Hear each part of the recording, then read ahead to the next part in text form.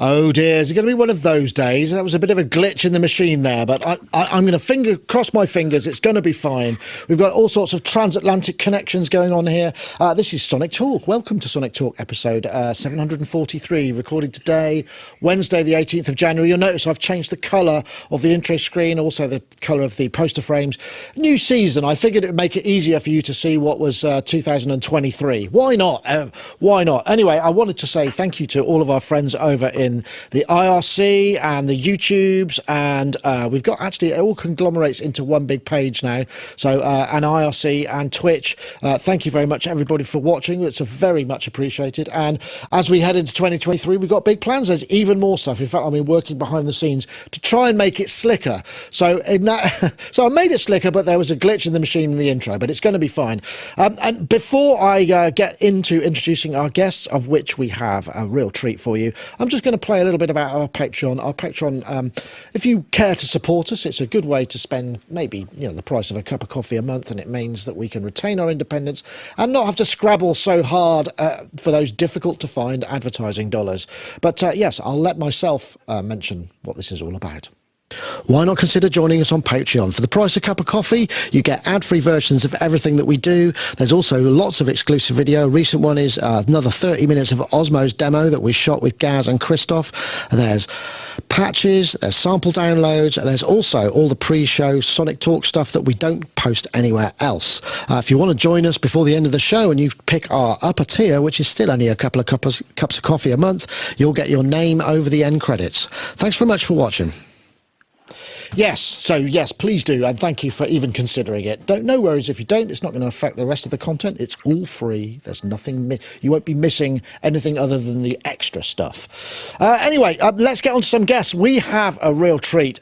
We've got, I just don't know where to start.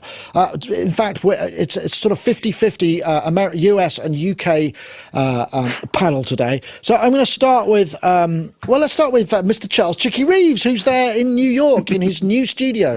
Charles, of course, Chicky and Coco, live sound engineer, producer, does a whole bunch, a man of many talents, moved back to the States, I guess last summer, wasn't it? And it's taken all this time to get your studio together, right? How are you?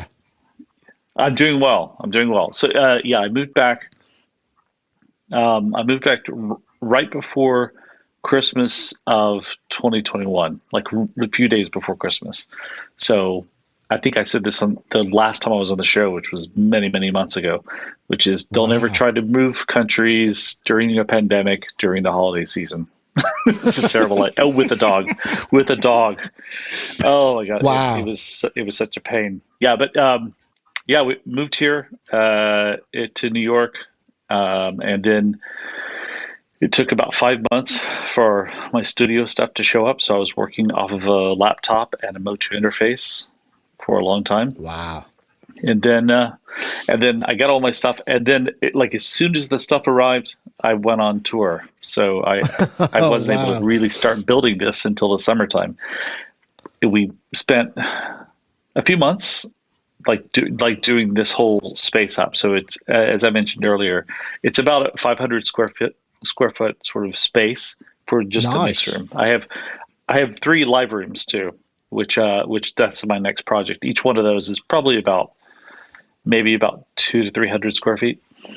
Wow, nice. So I've got one there, and then I've got 2 sort of up the stairs and on that side of the house. And it's going to be a residential studio, so it'll have a place for clients to sleep and stay, and they have a kitchen and everything, separate entrance from the house, everything. Wow, so you're going full fat studio. I mean, that's incredible. Yeah, wow. I didn't realize you were going. It's 96 inputs. 96. I have a total of 96 inputs. I've got all the mics. The thing I'm working on now is headphone solutions. I've got the that Behringer PowerPlay system right now, but I'm thinking about going for maybe an Aviom system or something. But and I've got to buy a lot of headphones. I think I only have 20 pairs, so I need a few more. Only 20? Only 20. The idea is I want to be able to do small orchestral things and larger band things here, even though I focus on mixing. So I also, think we're coming to your place. I mean, next time we'll just come to your place. We'll do. Maybe we could just do an episode of Sonic Talk there and all record an album or something. It sounds like a dream. Yeah, a dream visit. Wow, awesome! You can go through all my synth collection. I've got almost everything out now. I've got about 40 synths. It's not quite what Ty has, but it's it's getting there. And yes, I've got all that stuff. I like having everything out and ready to use without it looking cluttered. So yeah. So but yeah, it's all of the walls these are all masonry walls. Like I can't even drill into them. I've not found a drill bit strong enough to drill into them. Epoxy floor, and then I've sound treated everything. But I could have a small explosion go off in here, and you wouldn't hear it outside of this room. So it's great. Yeah. Wow, so nice. It's all come together. That sounds amazing. Very pleased to hear that. Anyway, lovely to see you, of course, and look forward to chatting more in a bit. We've also got I can't believe it, Marc Doty. I mean, you've been on even less often than Chicky. Chicky's nearly a year, and now we have Marc Doty. I've put Synth Historian there. I don't know where you are or what you're doing these days, but I'm pleased to see you. I did hear a bunch of grandfather clocks going off in the background, which may go off some more, but I think that adds to the kind of curious air of mystery there is about you. How are you, Marc? Are you well? Yeah, and everyone, please forgive me for the delay. I'm actually the only way I can connect to the internet where I currently, which is the wilds of Oregon, is through satellite. So there's going to be a delay to my responses. All of my jokes are going to fall flat. But yeah. Anyway, yeah, I'm now in Oregon, which is unique and interesting. Wow, interesting. So what are you up to? Are you kind of you Automatic Gain Save, of course, is your channel. You're still doing YouTube videos and whatnot. I've got a video that I found a little earlier of you in 1988, which absolutely is one of the most 80s thing I've ever seen in my entire life. I might have to play a little bit of it later, just because you don't get that sort of thing very often.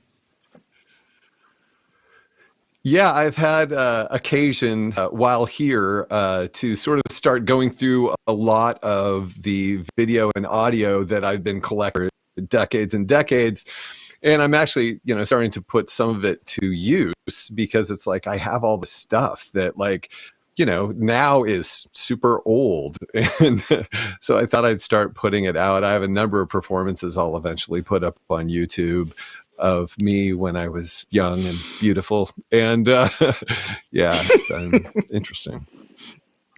So what are you up to? Are you because you were with Buchla for a while? I don't know if you're still doing that stuff. I don't know what are you working? Are you kind of doing? Are you still involved in synths and the synth world? I am no longer with Buchla. Buchla moved to the Bay Area, and there's a variety of reasons why that was not a thing that they wanted me to do. None of which have anything to do with, terrorism or anything. No, I'm just kidding. No, it's, I'm no longer with Buchla. And yeah, I'm now I'm going to be focusing more on my Patreon who have been so kind with my relative lack of presence. But yeah, and so I'm going to start doing a bit more with Patreon. Still doing synths. I have to demonstrate the Mini Freak. Archer is probably wondering why the heck that hasn't happened. And I just did the new Theravox, which is exquisitely wonderful. But yeah, I'm still doing the stuff that I do. It's probably still uploading, Marc, by the looks of it. I imagine you've probably started the upload a couple of months ago and it just hasn't quite finished yet, that's all. I'm sure it'll be there in a bit. Yeah.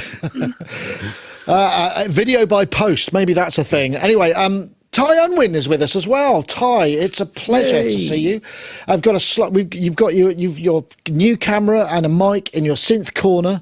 How are you, Ty? Ty is obviously media composer, busy. You look well rested, actually. You don't look as sort of worn out as last time I saw you. You looked a bit tired last time, and you seem less. Yeah, so, I was coming to the end of a really long project, and now I'm just kind of halfway through a really small, quick project before I take some time out. So that's why I've only got a little bit of I've only got a couple of weeks, 2 or 3 weeks to be, kind of doing this, and then I take some time out.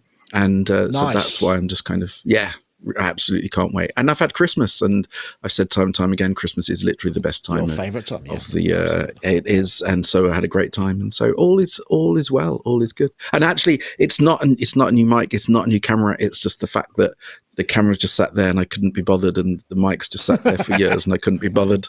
But now I just kind of was bothered. You plugged it in. I feel somehow honoured. That's a great. I feel it's a great honour. I should quickly point out just before we get into it that we've actually set a date for our new EMOM, which is another evening of live electronic music. Last one was in November. This one is on the 11th of March this year. So in about 7 or 8 weeks. And if you want to go and check that out, it's bit.ly/Sonic EMOM 2. I'll be putting stuff up everywhere. I posted something. But so, yeah, if you want to play there or want to come along, tickets, same venue, which worked out really well. We'll finesse it even more. So, yes, please do come along. And also, I wanted to give a big shout out to Boo, Battery Operated Orchestra. There go Marc's clocks. BooElectric.com. They're playing the local live lounge on the BBC, and also they've got a new album out on Friday called We Are Ghosts on Finley Shakespeare's Go-To Records. So do keep an eye out for that. Anyway, that's all the plugs to go. Let's see whether we've got any topics. What's the first one? Oh well, let's start with a bit of. We can get all a bit. This is awesome, Marc. I think actually maybe we should just stop and listen to your clocks.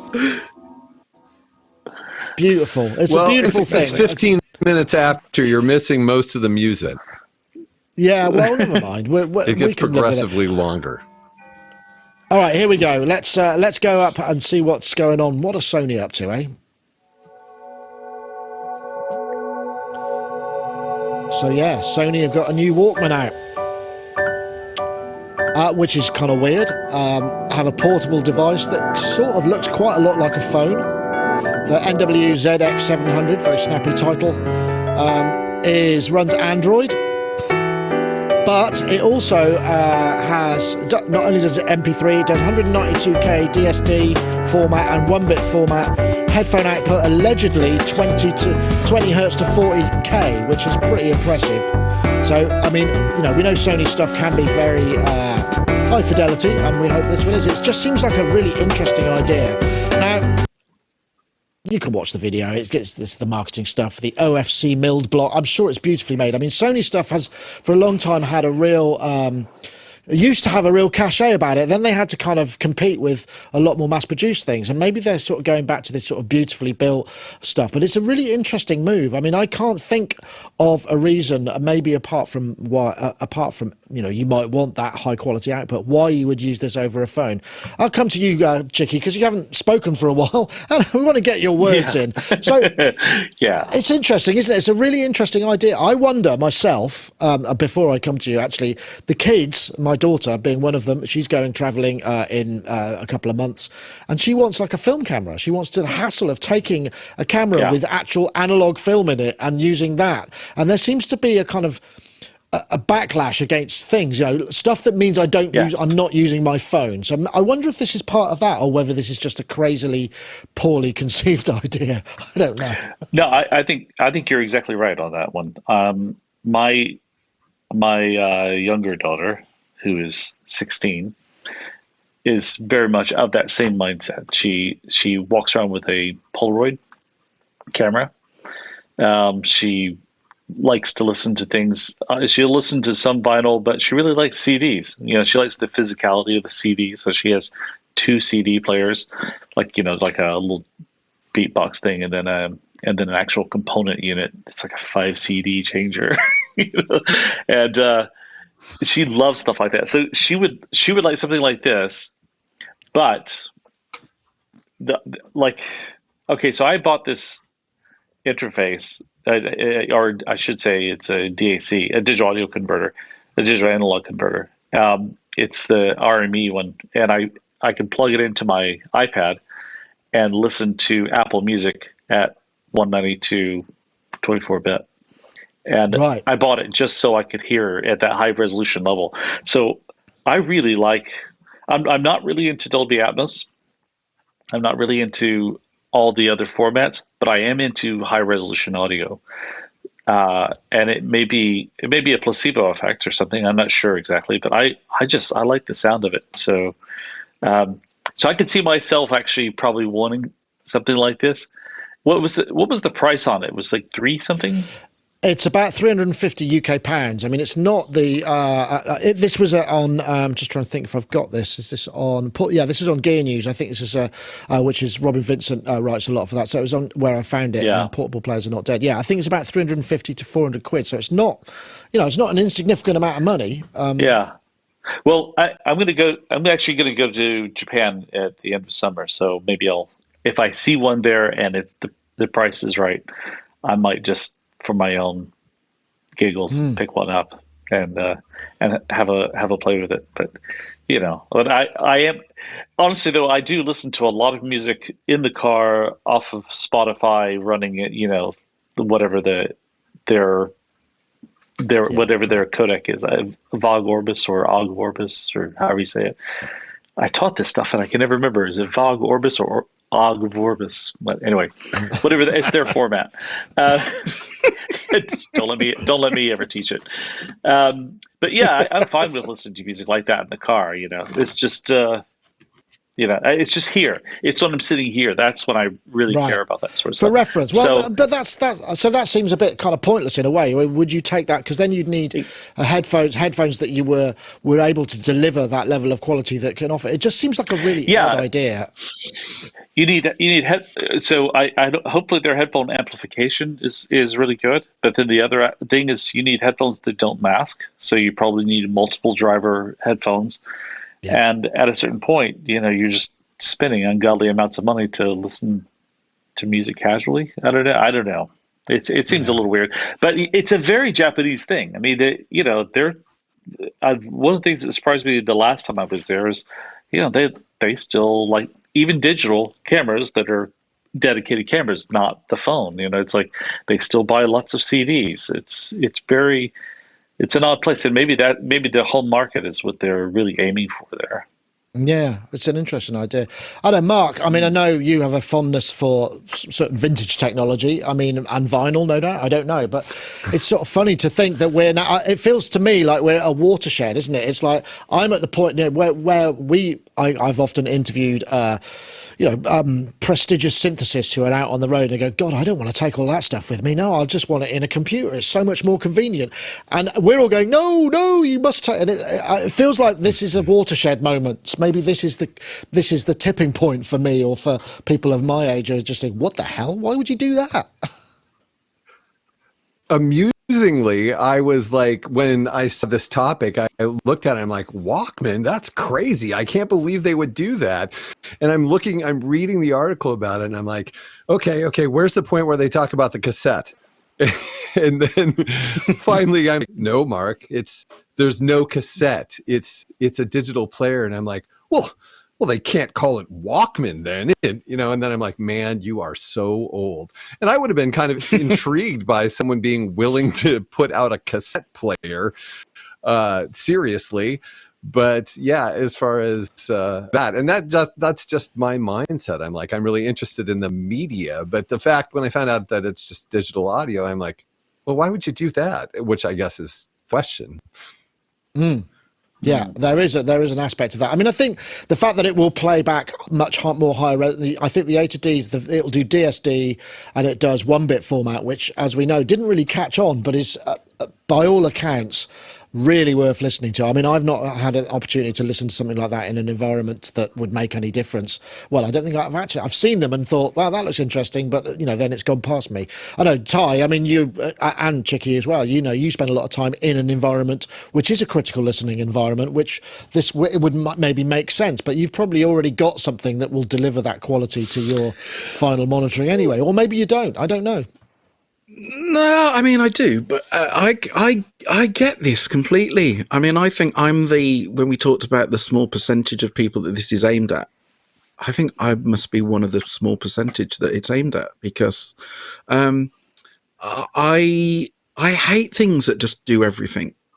I mean, I genuinely do. I've always liked things that do one thing really well.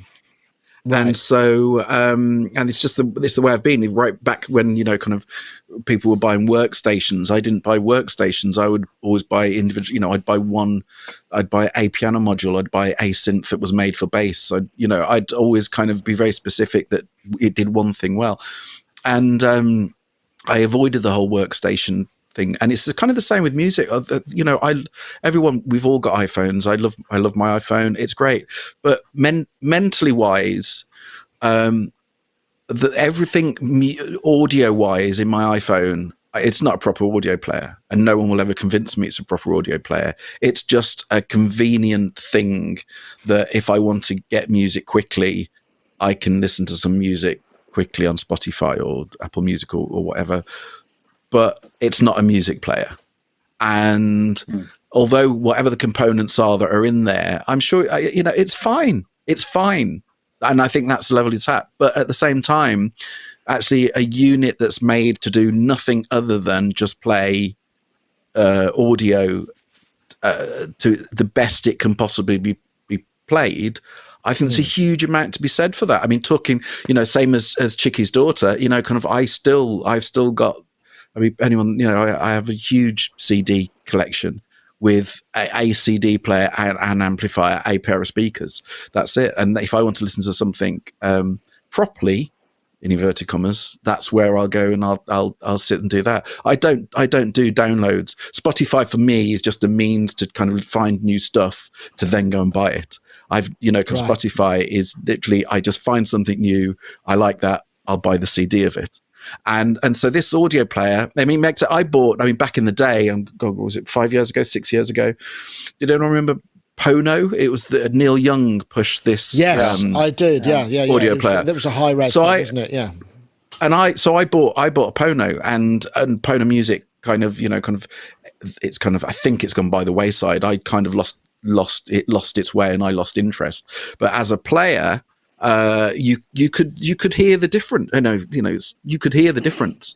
You listen to high res music, and so I'll be totally honest with you and say that again, when you sent this subject through, just like the other two, is that I just kind of read it thinking, yeah, why would you do that kind of thing? And now I'm thinking, absolutely, I want to buy one. I want to get one.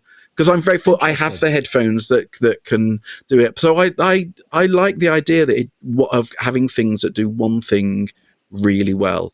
And iPads, iPhones, laptops, they're all great, but they're all jack of all trades, and that just doesn't sit well with my mentality. You say that. What's bizarre about this is it also has Bluetooth connectivity, which, as we know, is a compressed format, which is a bit weird, I think. I wonder whether or not there's this is I mean, as we know, Sony used to make phones. In fact, we've just bought Sony phones for our camera rigs because they've just got really good cameras in them. I wonder whether there is, and maybe there has been already, a mobile phone which has some of what they're putting in this in terms of audio reproduction and a decent headphone port with decent. I wonder if there is one out there.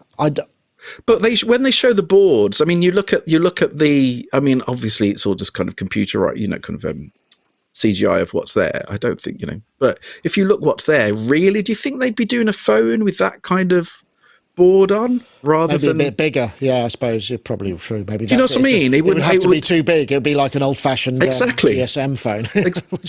Exactly. If you look at the inside, if you watch the video, the walkthrough, the video of what's in there, it's stuffed. It's stuffed, and it's very much made just for audio. And if they tried to fit all the gubbins of a phone and a camera in there, yeah, you're right. It'd be back to the kind of 1994 phones. So interesting. But which they are to a degree. They've gone back to, instead of 1994 phones, they've gone back to iPods, which again weren't that great. But a dedicated listening device. But it is that whole retro thing, and the whole thing is, the other thing to remember is you look at the battery life on these things, and if you're going traveling, for example, and you want to be 36 hours, music, this has 36 hours. Now compare that to if you just use your phone realistically, and you're listening to music on your phone. And we all know we have to charge our phones every night. And if you're listening to music and you're going traveling, you're not going to want to use your phone. I mean, I'm not being funny, but when I used to do the train down to London, I used to always sit there going, oh God, I hope, I'm listening to music all the way there and back. And, you're thinking, God, I hope I've got enough charge for my phone to last. So the idea of actually just around. But that's it. But what I used to do was I used to take a little. Do you remember the little iPod, the really little iPods? Yeah, and that was it. Yeah. So I had the nanopod. and I had the nanopod, and I had an iPhone sat there. I never used to. I kind of gave up listening to that for music. I used to listen to it from a nanopod. So interesting. Yeah, I love the idea. I like it, and I genuinely, I'll buy one, and I'll let you know what it's like. Right. Well, there we go. You heard it here first. I should probably do. I should probably do interject with a crass advertising moment, but that's just the way you go. We do appreciate the support from our sponsors. iZotope's OZone 10 is the future of mastering. The new version includes the Master Assistant, which matches your master to any reference file. The advanced version includes a stabilizer module, adding mixed clarity with an intelligent and adaptive mastering EQ, and an impact module, which enhances the rhythm by controlling microdynamics. Don't forget, you can use the code SONIC10, that's SONIC10, at iZotope.com/SonicTalk to save an additional 10% off any one-off software purchase. That's SONIC10 at iZotope.com/SonicTalk. Thanks, Tom. I don't think he realised that when he was doing the voiceovers for this, that he was going to be immortalised, and I was going to use it every week. But I will try. Oh, look, we've got some more. We could use iZotope RX to clean that up if we weren't using this live, Mark. But yeah, I just want to say, if you want to check out the Sonic Talk landing page, that's basically iZotope.com/Sonic Talk, and there's information there on the code that you could use, and also just if you go there, it will show that somebody did. Oh, this is beautiful. It sounds like you're programming a Prophet 5. Clangorous. I think there's got to be a show title in there somewhere. Yeah, or a DX7. I don't know. I'm trying to think. There was a synth there's some quite good bell tones on the Mini Freak, funnily enough, which is I suppose we should mention that came out in VST at the same time as well. Actually, there's another update. You wanted to mention, Ty, that there's an update for the Waldorf. Is it the Quantum or the Iridium? I forget Quantum's now Mark II's. So what they've done is they've basically taken the keyboard from the Iridium, and so it's now got the Poly Aftertouch. It's now taken the amount of sample memory up to 59 gig, and it's got a few other features. And it's also, they've done some mechanical. It's been upgraded, and the screen has been put in a better position, so it's got better visibility. And it's now blue. That's basically obviously. Nice. Which is, I mean, all things considered, if I didn't have a Mark 1, then I'd get one, because Quantum's great synth, but now it's even better. So I have to say, I mean, the only time I've had a chance to play with one, I don't know if anyone else has. Simon Forsyth, Chevy Traveller, he lent me his Iridium, the desktop one. And I was just absolutely blown away by how beautifully engineered and made it was. It's one of the most delightfully constructed instruments that I've seen for a long time. It's almost like no expense spared. It's the teenage engineering of proper synths, but nowhere near as expensive as it would have been if it was made by them, if that makes any sense. Mark, have you ever played with that family of Waldorfs? I have not, no. Well worth checking out if you get the opportunity. I can. It's like the thing is, I ask you a question and there's so much delay that it's like I'm hoping that you have a really long answer, and it's like, no, I'm sorry, I don't know that. And it's really unfair on you, because it makes it seem like you not saying anything has. Yes, I'm sorry, no, I don't have anything to add. Chicky, I don't know if you've got any Waldorf stuff going in your life. I don't, and I have a rule: no more synthesizers. Nope. But you know what? Yeah. We've all had that rule. Yeah. Well, oh my God, I've got so many synths, but no, I don't have any of those. There's clearly a hole there I have to fill. Well, no, but you don't feel you have to. It's not absolutely necessary, but I wanted to get that in there. And I know there's I should point out that, talking of the Mini Freak, Muggins here bought the Mini Freak last week purely because I just wanted the software version, and and now you've got it anyway. I mean, it's a beautiful synth. Don't get me wrong. It really is. I made a big uproar because of the keyboard, because you know what I'm like about mini keyboards, and I absolutely loathe them. But I kind of gave in because everything I was hearing from the engine was just, I mean, I've got a micro freak, and so I love the engine. So everything I was hearing about the mini freak, I was thinking, oh God, okay, I'll put it with the mini keys. But all I really want is the software. And less than a week later, they announced the software. So, but there we go. It's fine. I mean, you must have known that was coming, surely. Meaning, they even called it the Mini Freak V. I mean, there's a clue. There's a clue there. Yeah, no. There's a big clue. We all knew it was coming, but what I thought they were going to stick it in the next V collection, which I don't think is due for another 6 months or something. And I just thought I really just wanted those sounds now. And so they could, just in common decency, they could have left it for at least, a month. But no, a week later, I mean, it's like taking the pee, really.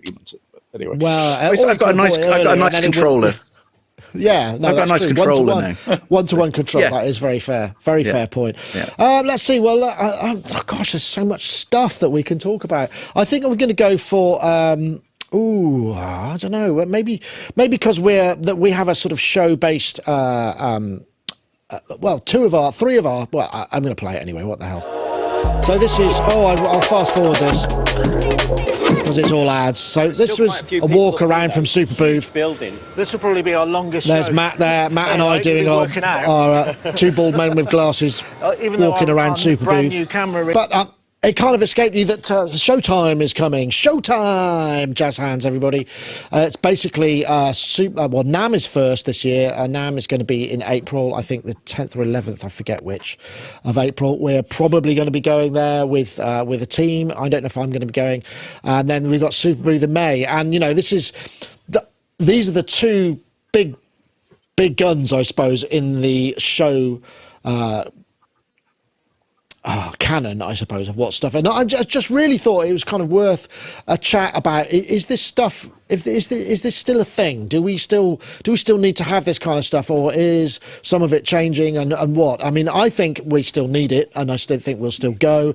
I mean, as it's become easier and less kind of dangerous, or it seems less dangerous to travel now, we'll probably gradually go back. But these sort of huge mega shows, because I know CES in Vegas just happened, and they were kind of like 30 or 40% down on their numbers from last year, but people are saying, well, it's just a matter of coming back. I'll come to you, Mark, because you and I, Mark, we often meet each other at these things. I mean, are you going to be going to either of those? Is that a thing, do you think?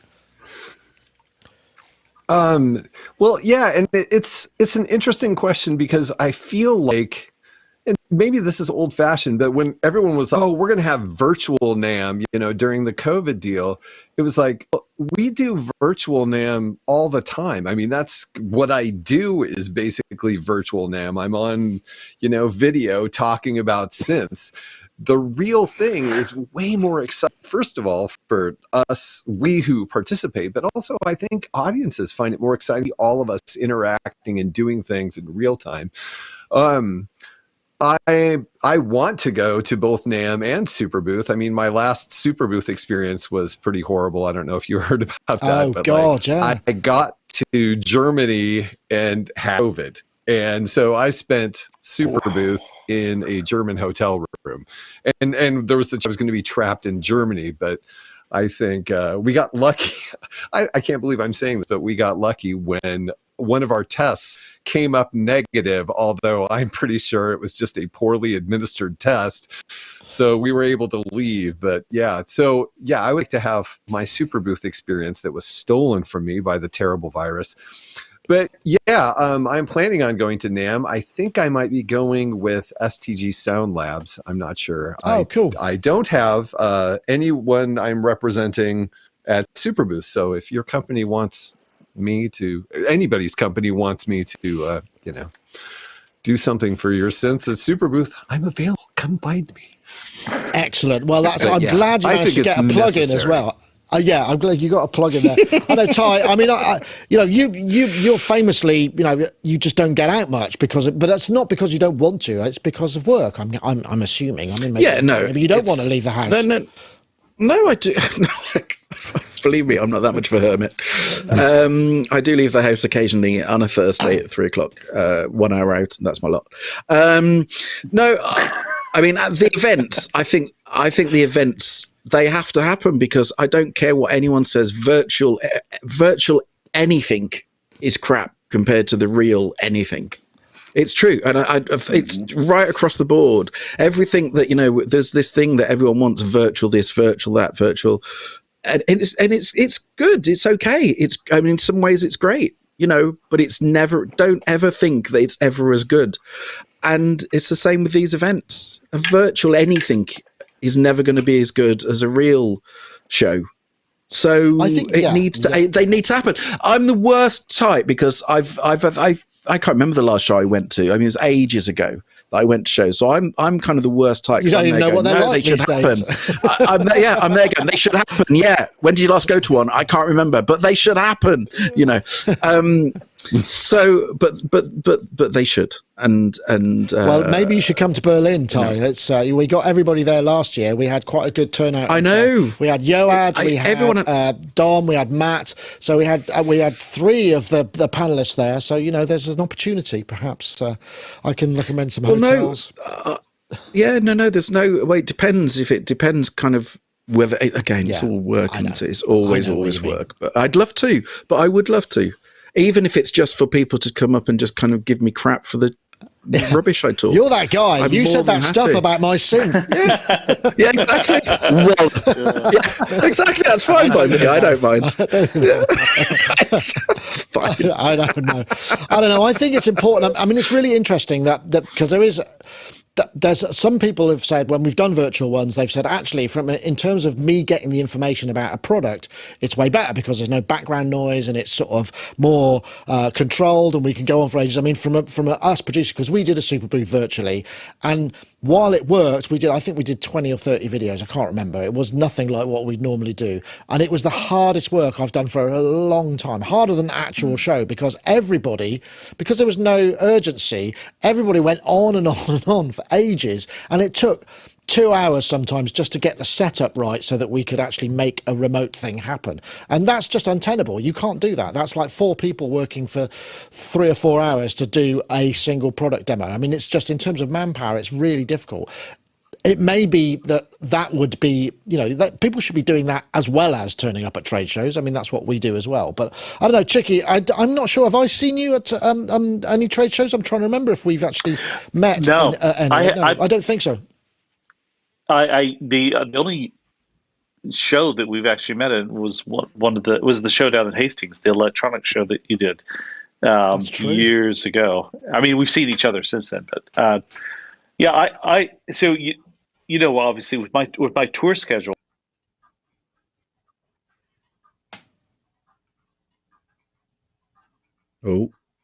Oh, I think we've just lost him. Oh no, he's back. Hold on. Oh, yay. Hello. Yeah, sorry. Sorry about that. Okay. Yeah. Where was it? With your tour schedule was your last word. Yeah. Yeah. With my tour schedule, I one of the things I like is that I'll be doing a show, and either when I'm setting up or during the actual show, people come and go, hey, I was on Sonictalk. I've seen you. They know who I am.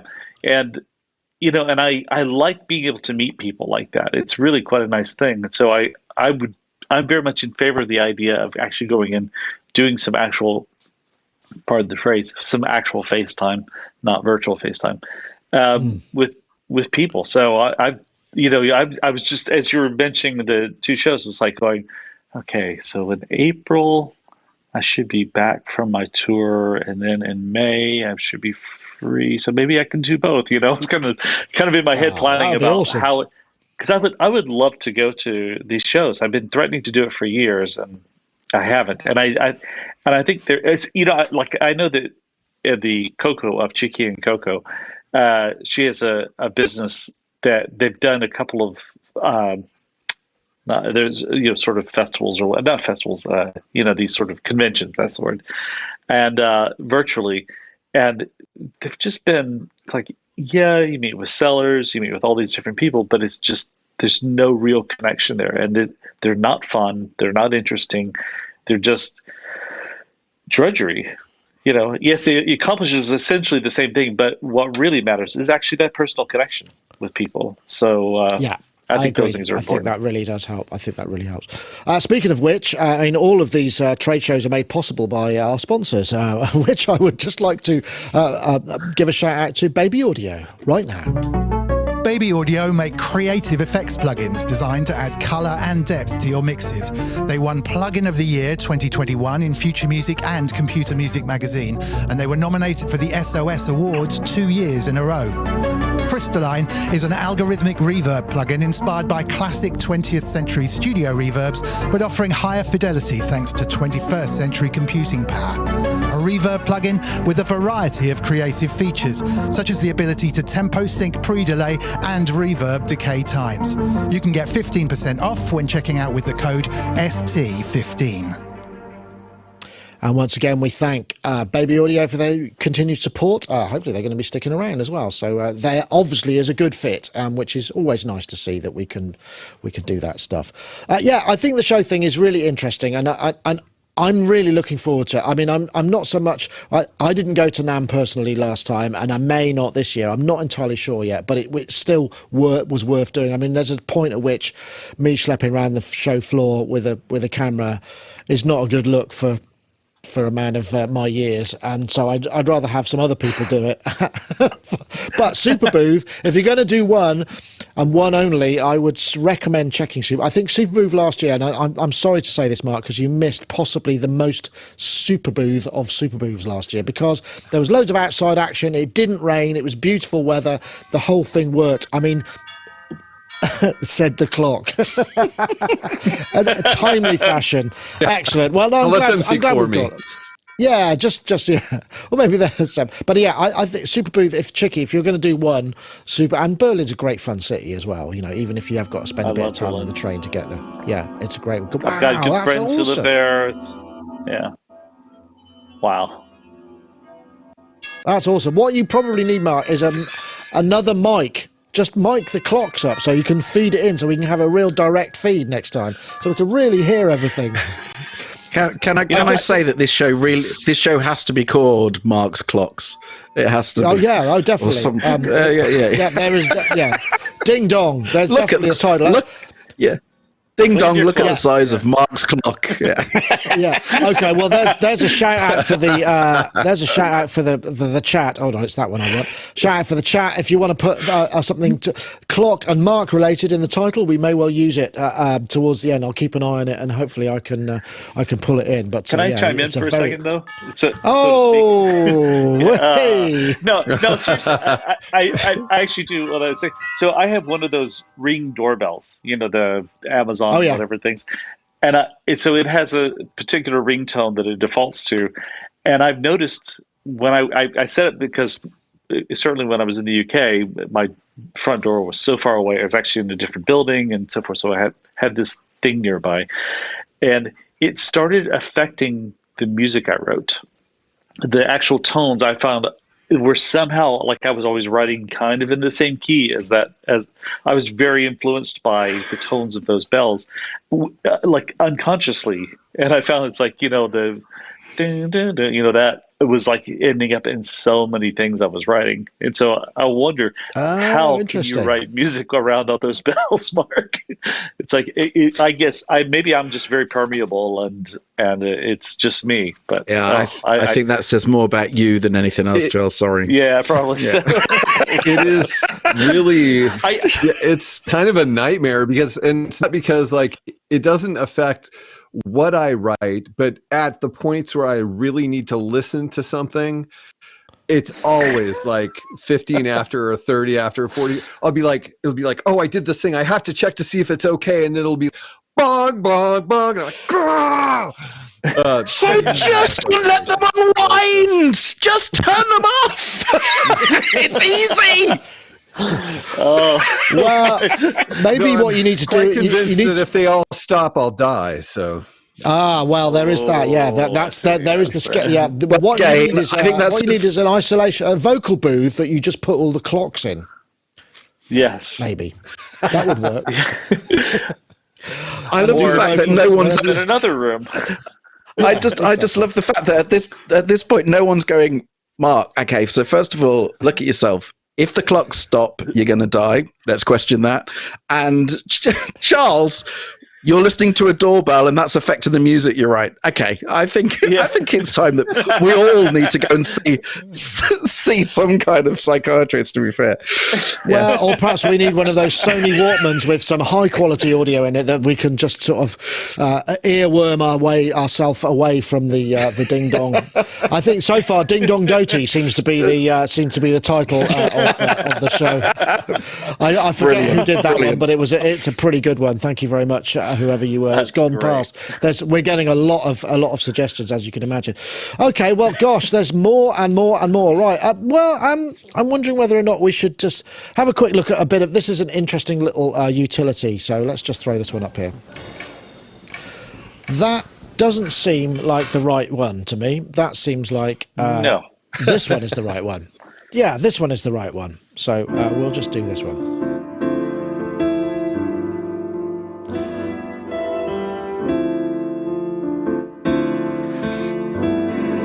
This is just a nifty little utility from Elizabeth Homeland, free and max for live, so you'll need Suite. It's reminiscent of some of those mouse hover controllers that we have, and it's literally you can modulate and mess around with it basically just any controller, map any controller to whatever it is you're currently hovering over is about the size of it. And it just seems like sort of one of those deceptively simple and really, really useful things that we probably all need because, quite often we don't. I remember you used to have a load of Cubase controllers, didn't you? If I'm right. Yeah, I was about to say. Didn't they have a mouse over thing? They had a mouse over thing, didn't they?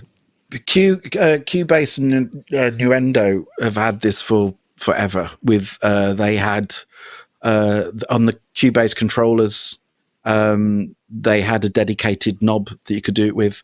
On some of their other controllers, they have dedicated knobs. He was even on a way back on my MC Pro using. Yukon, and that you could hover over, and so the idea's been on Nuendo and Cubase. The idea's been around forever with controllers. So this is absolutely nothing new, but it's great. It's really, really, really useful. And that particular controller out of the Cubase controllers on my travel rig, because obviously I haven't got Nuage on the travel rig, so that always comes out because just having that one knob that can assign to whatever you're hovering over it is really, really useful. Yeah, absolutely. Yeah. I don't know, Marc, I don't know what your door of choice is. Am I right? And I forget now because it's been so long since we've spoken, and you may well have converted from whatever it was then. But do you use controllers at all, or are you audio takes kind of guy? Yeah, it's kind of like, it's weird and embarrassing, but like I've just been like, I started GarageBand not that long ago to record audio because I've just always used hardware digital orders for most of my audio. And I only recently, like within the last months, like got Reaper so that I could kind of see like, is a DAW sort of paradigm something that I can work with? And I have to say that all of you guys have been using these for so long. I think you've forgotten how frustrating the moment where why isn't this working happens. And there's all kinds of like, I'm trying to employ a whole bunch of different perceptions of interface and common means of digital, like computer-based usage. And I'm like, this should be working according to my understanding. But yeah, so like I have been so slow to get into DAWs that I don't even really understand what this item does. So that is even more awesome than having grandfather clocks going off in the background, actually. I have to say, and fair enough. I mean, because I think for a lot of people it can be and we're sort of forced into the use of DAWs from convenience because having tape machines or having hardware is expensive, and there's time, that I think there's probably a space. I think you probably get on really well with a radar system, Marc. I don't know if you ever. I can't remember who made that, but it's like a 24-track digital tape machine. And Otari, was it? Yeah. Otari, yeah. Otari radar, yeah. I have know one. that. I have one of those. Oh, you do, yeah. D2As and the A to D that's sound really good in that, but yeah, okay. Sounds great. So maybe this one's not for you. But Chicky, you happen to have what Marc might need if you're not using it. But I'm Yes. sure you are, because the converters in those are supposed to sound really good. But what do you think of this before we get there? I love this. I love this because in the video it was showing using, for example, the Hollow Reverb with a push 2 and Ableton Live and so forth. And Ableton Live is not for mixing, but for song creation. Ableton Live is my DAW of choice. I love writing in Ableton Live. I mix in Pro Tools or Studio One though, or sometimes off a tape onto a console. I'm going to put a console over there soon. I do like utilities like this, and I haven't ever used anything. I haven't used the Cubase ones. I remember, Ty, when you got those, and I remember thinking, I should try these out, and I just never got around to it. And then I moved, and then I've kind of been a little bit in limbo as far as buying gear for the past year. But yeah, I'm gonna get this. This would be very cool to have. I like it. Yeah, well, if you work in Ableton, it makes perfect sense. I mean, I'm trying to think what I use as control. I mean, most of the controllers, as you know, that I interact with sort of daily. I mean, that's this. This is what I use, just because there are so many buttons. I mean, this is what we use to switch the show. That's it. I figured out a way to print, and it just works exactly how I want it. But in terms of, because I got a. I can't remember the make of it, but it's like a little Mackie Huey single fader Mackie Huey that I was using to write automation into the NLE and stuff. But I just don't use it all that often. I find I'm either going to grab some hardware and use that, or I suppose if I was working in the DAW a lot more, I'd be putting a lot more time and effort into workflow. Most of my workflow goes into the things I do the most often. Why wouldn't you do that? It's also... You're right, and it's also the thing that people don't. Anything that's like a controller, anything, it's you have to discipline yourself. This is the problem. This is why over the years I've bought so many things, and you're there going, oh no, this isn't work for me, and you give up on it. And the only real ones I haven't are the ones that have cost a lot of money. So you can't just throw it away. You can't get into it and then just go, oh no, this isn't working for me, and not use it. You have to absolutely dedicate time, and when you want to reach for the mouse, or you want to reach for this, you have to go, no, don't.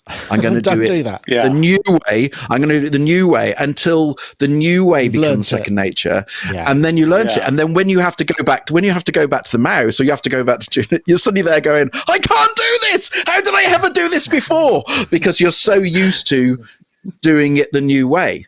And that's the only way you can do it. But it's so easy when you get something new like this to kind of, because it's not second nature, and it just becomes a pain, and you just grab the mouse or grab the, so you have to discipline yourself to give it time and really learn how to get the most out of it. Yeah, I think you just want to quickly say, just want to quickly say thank you to Culture of Ghosts for. Oh no, it's not that one. It was Culture of Ghosts. There it is. Oh no, thank you for all the weekly. I'm sure that was December. It's the wrong one. As you were, Chicken. Thank you, Pod. No, I was just. What happened there? I was further to what Ty was saying. I use my Faderport 16, my Push 2, my Machine Plus. And my OP1 as a controller, a lot, but I've got like 3 drawers full of little Akai controllers and just little sort of throwaway things that are well, all functioned fine, but because I think because they were so cheap and whatever, I thought I didn't really dedicate the time to use them. But like the Faderport, I use that constantly. It's for one thing, it integrates really well with just about every DAW, but especially Studio One. And I find it difficult to actually use a mouse to mix. I actually have to have my hands on faders, So so I think when something is expensive, you put your mind to getting to know this thing, and then that as in turn makes that become the main way that I'm just restating what Ty was saying. It makes you that become the way you do things. In the same way, like it's just off camera here. I've got my Digico over there as another console, and I do like pulling up a mix on that and just mixing that. But that wasn't cheap, so. But you use it. But that's something that you use for live sound as well. I mean, I agree. I like using. I use the Behringer X32. We use that live for our live shows. I wasn't running it, but I designed the patch, and everything kind of works. And we've got the SD, and it all records. I mean, I love. Dedicated hardware definitely has a thing. The other thing I'm using a bunch is Stream Deck. I love my because you can configure all the buttons. I mean, we've got a big one. That we ran in the end. I configured it so that the whole show would run. This is the EMOM, which is on March the 11th. I'd just like to remind everybody again. That was running on this, and it was really slick because just stuff like you can press to have a lower third go. Okay, that's now the act's lower third. So it pre-fills, you can get things set up ahead of time, all the things that you can do which you can set up in advance. But again, that's what these things that you have to set them up then, and I put time into practicing with it and going, I need to move that button to the left, that's not in the right place, feels weird when I press it there. I put time and effort into it, and I guess the same thing with getting the right MIDI controllers. And MIDI controllers we've talked about this before in the past with when you have MIDI controllers that try and control all the synths. It just can't work because all the synths are different. And so we haven't actually found a way of making it the one. I mean, they can work live because you know what knobs you're going to control for each song, and that's okay. But when you're creating and you're in a flow, you haven't got time to stop and think, oh, wait a minute, where's the filter knob on this patch? It needs to be the hardware in front of you is easy, or the UI, but having that ability to have this kind of, and this is one of the things that MIDI 2.0 was supposed to kind of give us, wasn't it? It's like plug it in, query it, and presumably it wouldn't be that hard to kind of go any parameter with the name filter in it, put there. Anyone that says resonance, put there. So it would be quite easy to even write a spreadsheet that would map the controllers how you wanted it. But that just hasn't happened, and it's really bloody disappointing, to be honest. There's still too much friction involved. Too much friction. Yeah, I agree. Marc's off again with the bells. The bells. Excellent. I'm sure you got more than 8 clocks there, or if not, you certainly haven't fixed them because they're really. Oh no, actually, that's coming up to the hour. I do beg your pardon. It's time's flying because we're having so much fun. It's nearly on the hour, so there's only a couple of minutes. I do apologise. I was casting aspersions on your nasturtians. You've ruined my clock business. No, I actually set them all to one of the clocks. Just before we started, I was like, they've all got to go off at the same time. So I set them all to a clock that was slightly fast. Most of them keep pretty good time. Some of them are a little bit slow. But but don't forget that Marc's got a 17-minute delay on his satellite, so actually they're all completely screwed time-wise. Well, that's true. Yeah. What Ty said, yeah. Very good, very good. I don't know if anybody's got time. I mean, we do. There are more things. I mean, it feels like there's. We've got the Lemur lives again. I don't know if anybody saw that. This is the news that it's supposed to be that, but it doesn't actually seem to have worked. That seems to be the wrong thing. So I don't know quite what's going on there. So I need to. Well, I've still got an original Lemur. There we go. Lemur lives again. This is the news that MIDI Kinetics have bought the assets of Line, who kind of went under. And I remember reviewing I was trying to find a video, but it literally is too long ago. All the videos I shot on the Lemur and the Dexter are not on YouTube because it was before we used YouTube, which is just how long ago it is, and I couldn't get them out of the archive. But amazing thing. Amazing. I've still got my. I actually bought it as a Dexter because the hardware was identical. Yes. It was only the software. So I bought it as a Dexter, and then towards the end they did an upgrade path, so you could upgrade it to a Lemur and a Dexter, which you boot it up. And I've still got that. I haven't booted it up for forever because I don't know what it runs on or whatever, or if it runs anything now. But they were amazing. What people need to understand is that this was before iPads, so having anything that was touch was just unbelievable. And no iPads. And the moment the iPad came along, I mean, literally the day the iPad was announced, the first thing I thought was bugger. That's that. That's going to make that edge. Yeah, yeah. They were basically a couple of €1,000. They were quite expensive, and they're basically like an iPad in a case with a screen and lots of custom controls, which you needed sort of a really complicated editor to sort out. And it was even back then it was using OSC and MIDI. And what they also have are these really unique physics engines, so that the things would bounce and things had some momentum. So you could, and now there are lots of things that do that. And literally, you know, I think one of the reasons they did so well was not only that there was nothing else out there like it, but they also were so visually impressive. So, you know, you go to the Line booth, or I think it was Jazz Mutant initially, that you go in their booth, and it would be like Rolly, you know, they turn all the lights off and you go in and there would be all these kind of glowing surfaces with really futuristic controls, and it blew a lot of people's minds. And a lot of people, I mean, there were some quite big names using them live, and they were very, you know, they were very visual. But as you say, as soon as it came out, the iPad, it was just like, oh, that's that then, because we had MIDI Touch Designer, MIDI Designer Pro, which is what we still use. I've still got an original iPad 1, which is over there, which is used to control the switching system in here that runs on MIDI Designer Pro. But it was a beautiful thing. I mean, and I think now that MIDI Kinetics, they say that new downloads will be coming soon, so hardware will be supported again at some point. I mean, it's quite a thing to take on, I would think. But also they'll be able to implement some of those MIDI engines, those physics engines inside, you know, the iOS or the Android apps. And that, you know, I think that will be the key, whether or not they can make all of that stuff work. Because there are a number of alternatives now. I'm trying to think what's the one I was using recently. I've completely forgotten, but it was... it uses OSC, Touch OSC, and you can build editor stuff and then build little widgets, but it's still quite nerdy. And OSC it still feels very unfamiliar, although it's a lot easier than Hex. I mean, I know you're big on controllers. Did you do you regret? Or have you got a Lemur? Did you ever use that stuff? No. I used TouchOS. I used certainly in my days of OMD. I used that quite a lot. But I had to use it hardwired because it works fine during sound check, and then the moment 5,000-10,000 people show up with their phones trying to get into every Wi-Fi system in the building, TouchOS would just like absolutely crash. So, but I liked it because I could design my own kind of controllers and stuff like that. So, but it was all on iPad. I didn't end up using the Lemur at all, although I did look into, I did do a bit of research on what you sent through about this, and this would be quite interesting. I'd like to see how it does play out, and how it is different than TouchOS.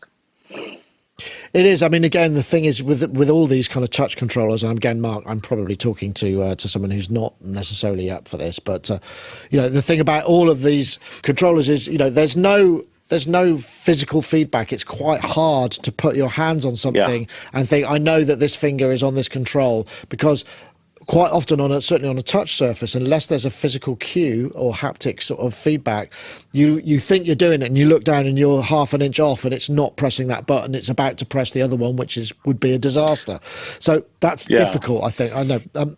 But that was the thing. So when I originally got it, it was as I said, I bought it as Dexter, and the difference is that Lemur was all about controlling, and Dexter was basically, the software was rewritten to just be a mixer, essentially. So you basically had fader control, EQ control, but it was essentially a virtual mixer.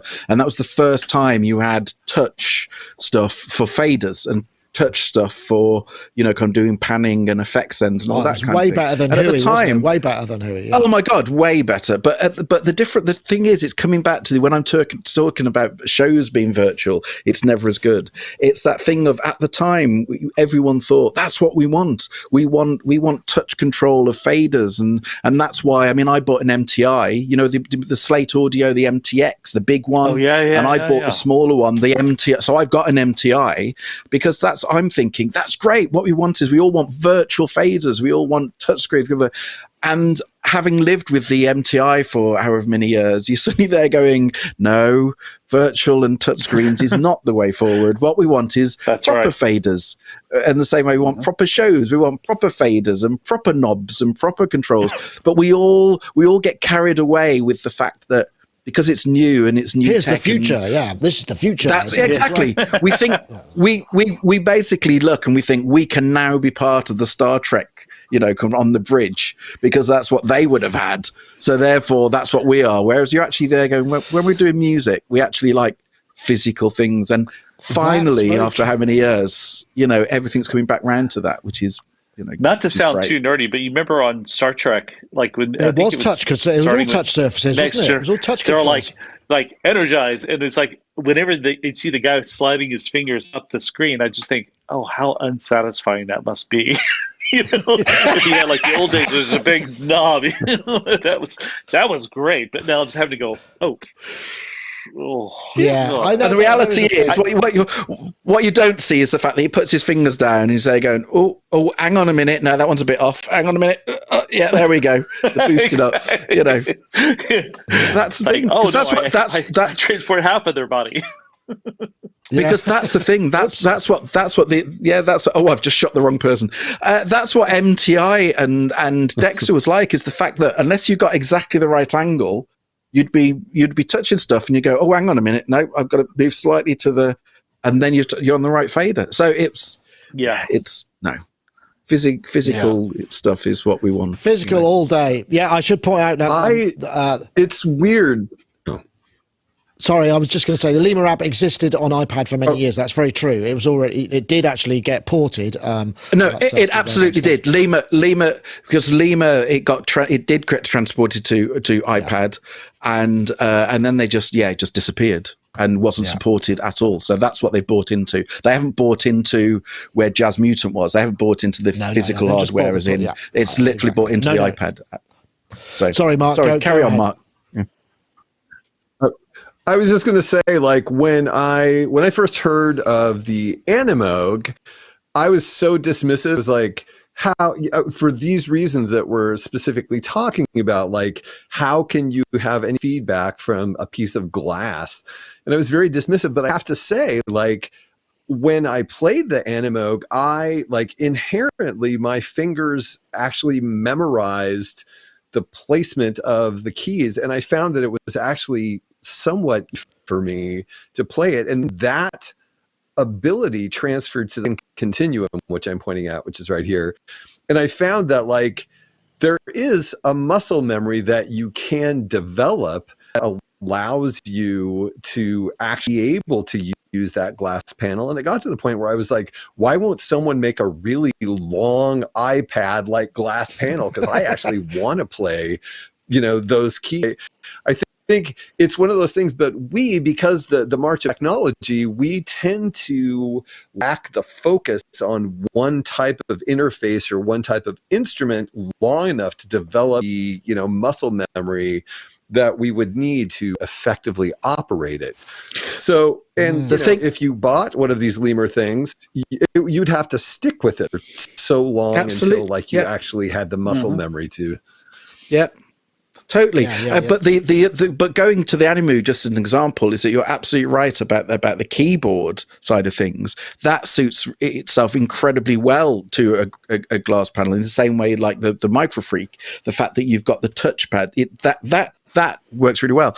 It's what you actually really want is you want the keyboard to be a glass panel. But all the actual knobs, all the actual physical, you actually want those as physical knobs, because the keyboard, that side of things, you're absolutely right. That works really well with touch. But then when you have to stick and to change the values, you're having to swivel your finger around. That's just awful. That's just crap.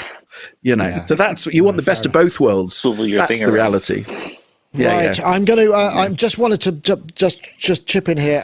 We haven't had a chance to do any questions really because we've got such an interesting panel. We haven't had any space, but we will. Thank for your questions; they will come in. I do want to do a quick plug for Synth East, which is on, I believe, March the 4th. Is it the weekend of March the 4th? That's Robin Vincent's Molten Music Tech. Gaz is playing, but do check Synth. I think it's syntheast.com. If I got that right, Andrew Brooks just mentioned that. And also, there was one question, which is, let me see if I can find it now. I'll do it just so that we can. And it's a real. I think you'll find this a fascinating question, but it is actually quite interesting. So, this is for you, Chicky, from John Van Eaton. What are your white monitors there? Those are HS7s, Yamaha HS7s. Yamahas. Okay. The white version. Yeah. Okay. Cool. Yeah, so I've got 3 of those, and then I've got maybe 16 of the HS5s, which I love also. Right. Okay. So Adobe Atmos stuff. So. Got you. Yeah, I just bought the because what I reviewed. In fact, I've just reviewed the IK Multimedia iLoud macros. iLoud Precisions, which I banged on. I thought they sounded absolutely fantastic. I would have bought them apart from the fact that they would just be stupid right here.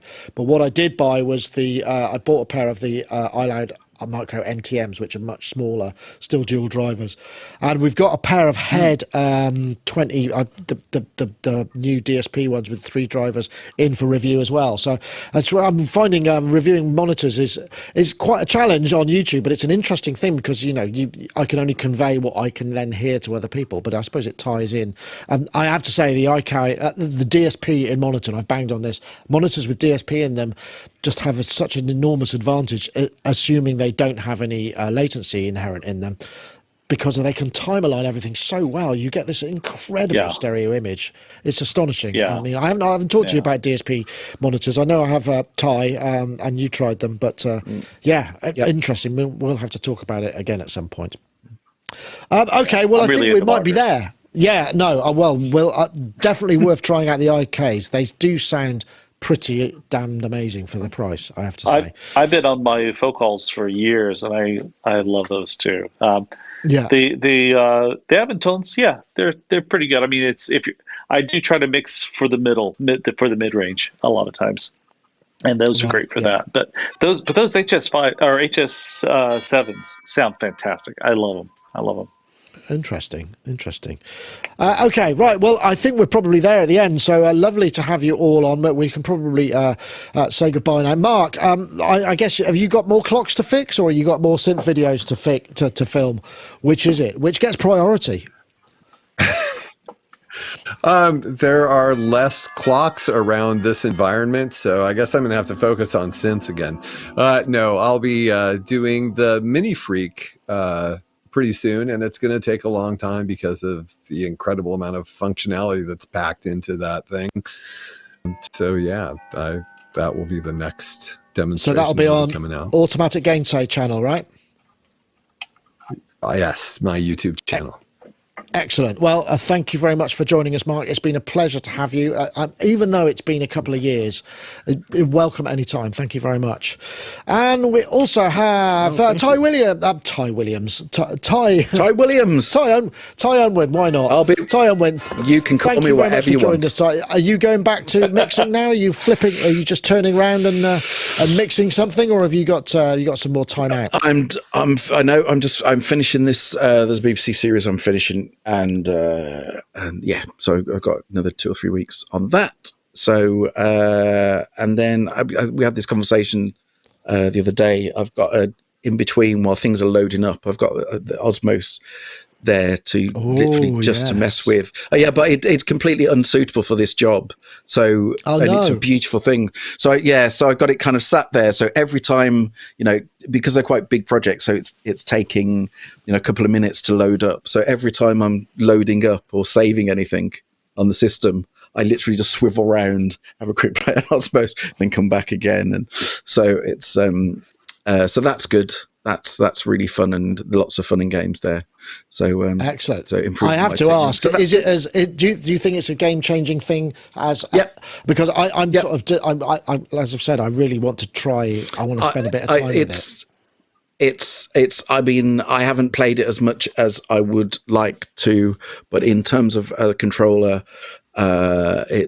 it's very, very, it's special. It's very special, and it feels like a proper real instrument. And kind of there's not many of those around. It feels like a proper real bona fide instrument. It's not just a synth, and that for me is but again, it does what it does well.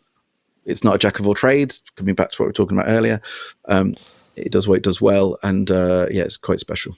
So it Nice. deserves all of the. I mean, you can't look anywhere at the moment without people getting them, and just. I mean, I'm sick. I love it, and I'm sick to death of seeing it. And but it's. I can understand the hype. It's yeah. Oh, brilliant. Good to hear. And Charles, I guess, are you out to tour again, or are you still in the thick of studio furbishment? Yeah. Well, I'm going to finish up this room. There's a huge pile of. I'll show you. This is like I got to go through all this cabling. Yay! Oh, thank goodness for that. Not just me. And I've got now. all these panels. I've got 8 more of them showing up, so I've got to install those, and those are mostly going to go on the ceiling. I've got a lot more. I've like 2 more weeks to go in this room to fix it up, and then I've got 2 mixed projects, and then I'm doing a cruise, which is a festival on a boat thing. So mixing Howard Jones on that, and nice. then he's doing possibly. Well, there's something possibly in the summer. I can't really say what it is, but then we're doing Japan and a UK tour coming up in the autumn. And there's something else I'm forgetting. So that's what's happening tour-wise. But mostly I'm mixing and writing music for some people and doing things like that. So, I mean, once this mix is finished, So, glad to hear it. It's a busy year. The next year is quite busy, which is good. Yeah, well, that's nice thing to be able to say in January. Yeah, I mean, like I say, stay tuned with us. We've got more reviews coming up. We've got Paulie Bo did has done a 5 minutes with the MC 101, which is really interesting. And there's a bunch of other things coming. Like I say, we're going to look at the head monitors. I've just also finished a review, or just finishing up a review of the Dreadbox Hades reissue. So there's plenty more stuff. And we've got the shows. Then we've got the EMOM night on the 11th of March. All of that stuff. So anyway, we could wave off into the sunset. It's been a super long show, but that's because we've all got so much to say. But thank you so much, everybody. It's been an absolute pleasure. Thanks, everybody, for watching. That was Sonic Talk episode 743. See you next time. Bye-bye now.